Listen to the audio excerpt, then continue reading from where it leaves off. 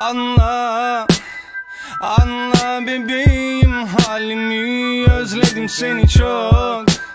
Dön sensiz yaşayamam, hisset duygularımı, hisset acılarımı, hisset. Bak şimdi ne hallerdeyim, sev beni deliler gibi. Geçmişi geçmişte bırakıp ileriye doğru çabalayalım. Tutunacak dalım hiç olmadı, etmediğim duam kalmadı. Döndüm şaşkın zavallı bir Mecnun'a, ararım aşkımı.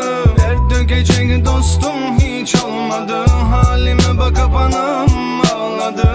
Döndüm şaşkın zavallı bir Mecnun'a, ararım aşkımı. Yalanmış meğer aşkımız, yaşanan tatlı hisler.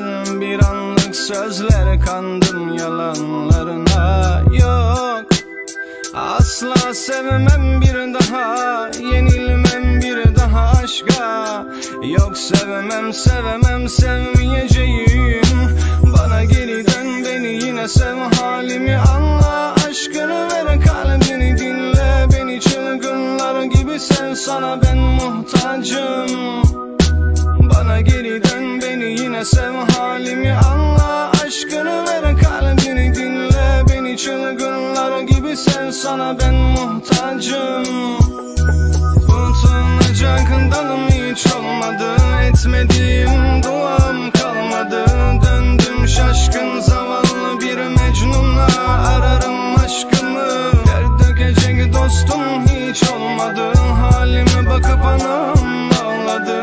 Döndüm şaşkın zavallı bir Mecnun'a, ararım aşkımı. Anla, anla bebeğim halimi, özledim seni çok. Dön sensiz yaşayamam, hisset duygularımı, hisset acılarımı, hisset. Bak şimdi ne hallerdeyim, sev beni deliler gibi. Geçmişi geçmişte bırakıp ileriye doğru çabalayalım. Tutunacak dalım hiç olmadı, etmediğim duam kalmadı.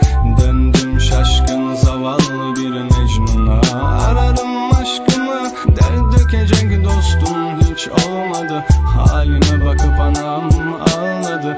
Döndüm şaşkın zavallı bir Mecnun'a, ararım aşkımı. Tutunacak dalım hiç olmadı, etmediğim duam kalmadı.